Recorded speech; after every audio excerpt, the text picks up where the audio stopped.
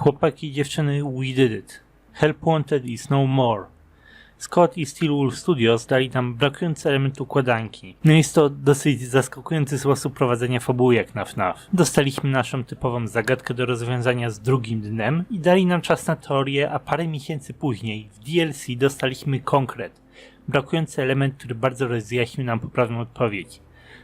Bardzo fajnie to wygląda. Zwykle Scott wyjaśniał niejasności w następnych grach, ale Help Wanted od samego początku było gotowe dać nam ten konkret tylko po czasie. Ale wracając do tematu, co tak naprawdę dostaliśmy? Mamy minigierkę w DLC Corn Maze, w której trzeba znaleźć 4 klucze, ale tak naprawdę wystarczy jeden. Każdy z kluczy otwiera jedne z 4 drzwi labiryntu, a my musimy po prostu stąd wyjść, wtedy wygrywamy. No i kit. Ale możemy też zebrać wszystkie 4 klucze, a jeżeli już to zrobimy, dzwony zabiją, a na mapie pojawia się 5. sekretny klucz. Otwieram ten właz, który znajduje się na początku poziomu, a we włazie znajduje się maska, stylem przypominająca maskę Glitch Trapa.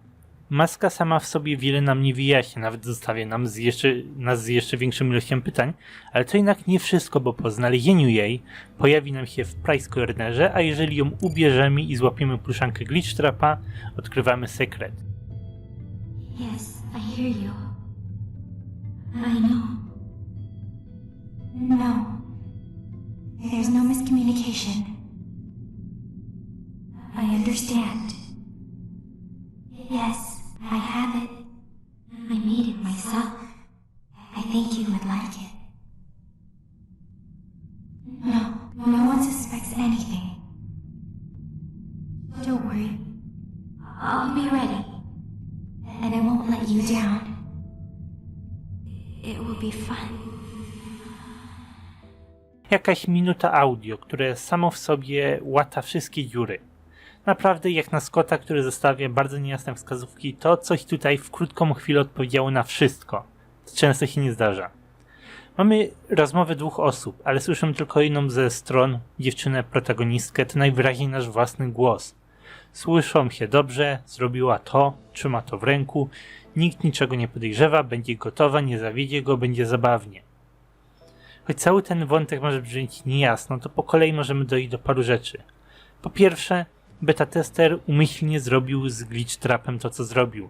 Najwyraźniej ukrył go pod postacią pluszanki. To jest wyjaśnienie zakończenia bazowej gry, nie ma tu żadnego uciekania Williama w internet, nie ma tutaj żadnej fuzji, wymiany ciała, ani nic. Nie ma tutaj też żadnej pomyłki. Te więzienie, które widzimy w zakończeniu, to wnętrze pluszanki.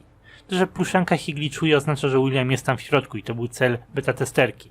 Beta testerka jest kimś z zewnątrz, kto pomaga Williamowi, także nie ma sensu już zastanawiać się na temat tego, dlaczego Plan Tape Girl się nie powiódł. Nigdy nie miał prawa się powieść, bo nigdy nie wprowadzaliśmy go w życie, a robiliśmy coś zupełnie innego. Zgaduję, że wszyscy wiedzą teraz o Glitch Trapie, beta testerka musiała go więc ukryć. Miała przekonać innych, że Glitch Trap nie żyje, a jednocześnie ukryła go w zupełnie niegroźnym pluszaku. Nikt nie zwrócił uwagi. To jest jej motywacja w grze. Łącząc nowe informacje ze starymi, klient, który zlecił stworzenie gry, umyślnie wrzucił nam tam Williama. Najwyraźniej to Fazbear Entertainment przejęte przez zwolenników Williama. Zebrał jakąś armię, jakiś kult, czy coś w ten deseń.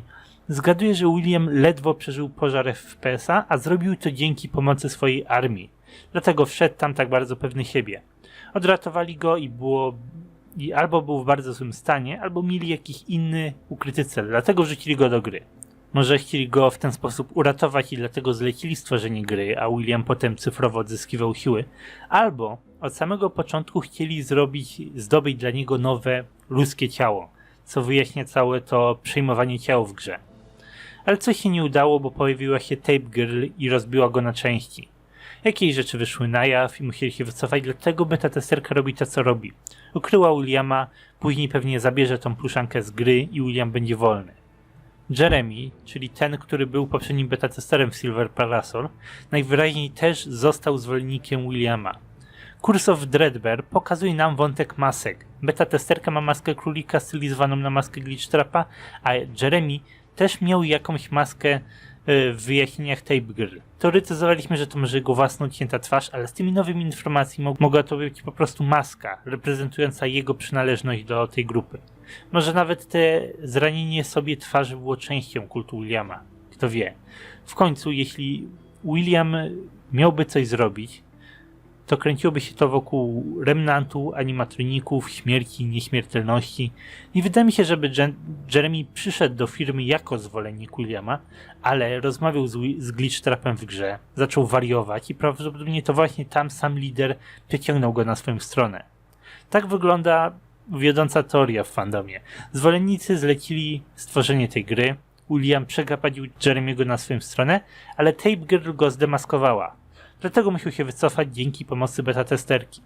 Coś w ten deseń. Zwolennicy Williama noszą maski i możliwe, że też się samo okaleczają, co ma związek z tą krwią na Jeremym. Wątek na pewno będzie rozwinięty we FNAF 9. Nie będziemy mieli już zagubionych dusz dzieci uwięzionych w robotach, będziemy mieli roboty nawiedzone przez ludzi Williama. Cały Fazbear Entertainment pełny morderców i psychopatów. Także zapowiada się dosyć wyjątkowa kontynuacja. Z tym dodatkowym wyjaśnieniem możemy już sobie wyobrazić, czym jest ten wątek FNAF-a. Ten konkretny. Wcześniej mieliśmy wątek Baby i Enarda, którzy ewentualnie stali się minionkami Williama, ale teraz mamy całą armię żywych ludzi. Jak to się rozwinie, też się przekonamy. Jeśli chodzi o teasery FNAF 9 i tą rozmowę w kodzie źródłowym Scott Games, jedna osoba pyta drugą, czy już wybrała coś, nie wiemy co. Teoretyzowaliśmy, że może dziecko do porwania, czy coś takiego. Ale wiedząc to, co wiemy teraz, możliwe, że chodzi tutaj o coś innego. Możliwe, że chodzi o maskę, bo w końcu mamy motyw masek. To może być nowy zwolennik Williama, który w tej chwili dołącza do drużyny, ma wybrać sobie maskę, a może ma wybrać sobie animatronika, w którym ma zginąć, którego ma nawiedzić, coś takiego. Kto wie. Coś takiego zaczyna mieć dużo sensu w tym momencie. Jedna warta uwagi rzecz to też strój Spring Bonniego, który pojawia się w grze. Teoretyzowaliśmy, że to może być jakiś oryginalny strój, który był używany w pierwszych lokacjach i tak dalej, ale z nowymi informacjami na temat zwolenników, na temat masek jest bardzo możliwe, że ten strój nigdy wcześniej nie istniał. Został stworzony przez kult Williama jako jego nowe ciało w grze. Mam tutaj na myśli tylko tyle, że nie jest to jakiś stary oryginalny strój, nie jest to żaden backstory fabularny, a raczej nowy strój stworzony w latach 2020. No i też rozumiem, że nie wszystkim może się spodobać taka historia, ale choć jest mocno odrębna od tego, co znamy, to właśnie bardzo dobrze. Jeżeli podoba Ci się ten wątek, to spoko. Jeżeli nie podoba Ci się, to jest na tyle odrębny od podstawowej fabuły, że nie powinien tutaj niczego zepsuć. Wciąż możesz skupiać się na fabule poprzednich gier z zerowym zainteresowaniem dla kontynuacji. Ja osobiście nie chcę, żeby Scott wracał do starej fabuły i starych ofiar. Jak sam powiedział, UCN kończy fabułę w satysfakcjonujący sposób, a zgodnie z tymi słowami Help Wanted nie powinien już psuć tej dobrze zakończonej fabuły, powinien zacząć zupełnie nowy wątek. Jestem w stanie zrozumieć jeszcze pojawienie się marionetki, ale poza tym nie chcę tutaj Golden Freddy'ego ani nikogo innego. Nawet Baby już niech nie będzie i tak dalej. Ale to tyle na dzisiaj. Tak zapowiada się cały nowy story arc zwolenników Williama.